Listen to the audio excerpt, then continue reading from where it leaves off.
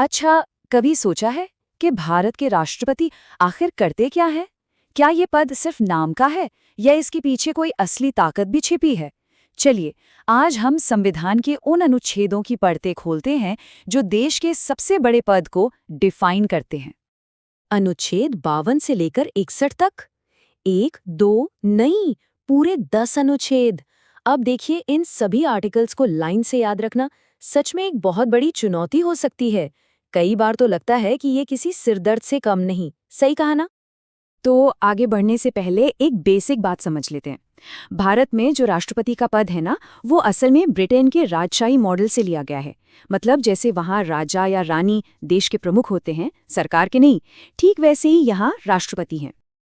अब इस स्लाइड पर देखिए, पावर का ये खेल कितना दिलचस्प है।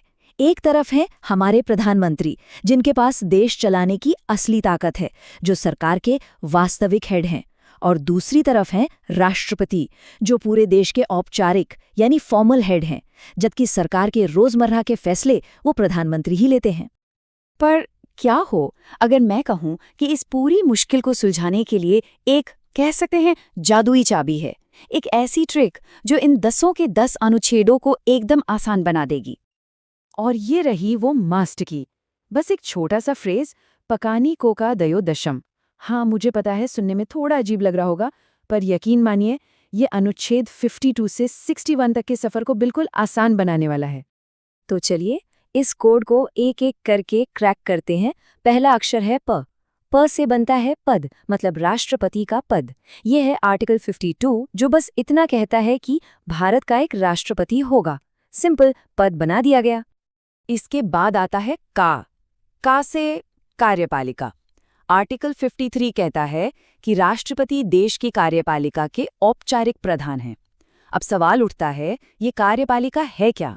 तो समझिए, ये सरकार की पूरी मशीनरी है, एक क्लर्क से लेकर मंत्री तक, जो संसद के बनाए कानूनों को जमीन पर लागू करती है। और इस पूरे सिस्टम के हेड फॉर्मली राष्ट्रपति होते हैं। अब आता है मतलब निर्वाचन। आर्टिकल 54। देखिए, भारत एक गणतंत्र है, तो यहाँ राष्ट्र का प्रमुख कोई राजा महाराजा तो हो नहीं सकता। इसलिए राष्ट्रपति का चुनाव होता है। और इस चुनाव में हम और आप सीधे वोट नहीं देते, बल्कि हमारे चुने हुए प्रतिनिधि यानी हमारे सांसद और विधायक वोट देकर राष्ट्रपति को चुनते हैं। ट्रिक में अगला शब्द है को, जिससे बनता है कोटा। ये है आर्टिकल 55। राष्ट्रपति चुनाव जीतने के लिए सिर्फ सबसे ज्यादा वोट पाना ही काफी नहीं होता, बल्कि एक मिनिमम कोटा यानी वोटों की एक तय संख्या हासिल करना जरूरी होता है। ये एक खास सिस्टम से तय किया जाता है।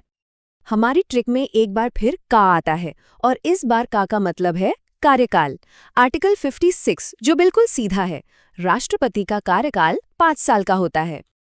अगला है यानी दोबारा नियुक्ति। आर्टिकल 57 कहता है कि कोई भी व्यक्ति कितनी भी बार राष्ट्रपति बन सकता है। लेकिन एक दिलचस्प बात यह है कि हमारी परंपरा में आज तक सिर्फ देश के पहले राष्ट्रपति डॉक्टर राजेंद्र प्रसाद ही हैं जो 2 बार इस पद पर रहे हैं।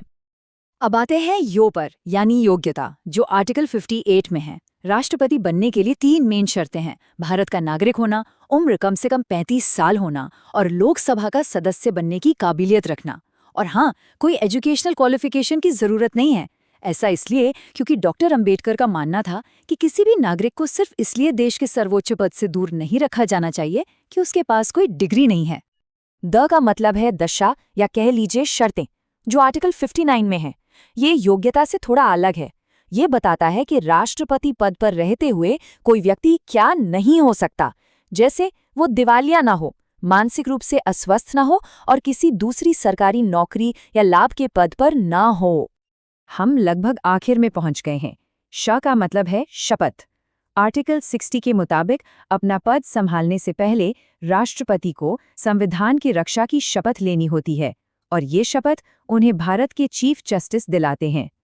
और हमारी ट्रिक का आखिरी अक्षर यानी महाअभियोग। आर्टिकल 61। अगर राष्ट्रपति संविधान का उल्लंघन करते हैं तो उन्हें पद से हटाने की ये एक प्रक्रिया है। ये प्रोसेस इतना मुश्किल है कि इसके लिए संसद के दोनों सदनों में 2/3 बहुमत की जरूरत पड़ती है।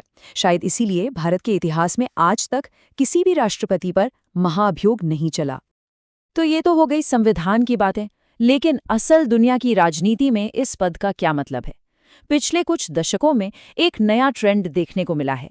अब राष्ट्रपति का चुनाव एक बहुत बड़ा पॉलिटिकल मैसेज देने का जरिया बन गया है। किसी खास समुदाय या क्षेत्र के उम्मीदवार को चुनकर सरकारें ये दिखाने की कोशिश करती हैं कि वो एक खास वोटर ग्रुप की परवाह करती हैं।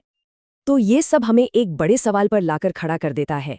क्या राष्ट्रपति का पद, जिसे संविधान बनाने वालों ने देश की एकता और गरिमा का प्रतीक बनाया था, अब वो भारतीय राजनीति के इस बड़े खेल में सिर्फ एक ताकतवर मुहरा बनकर रह गया है? इस पर सोचिएगा जरूर।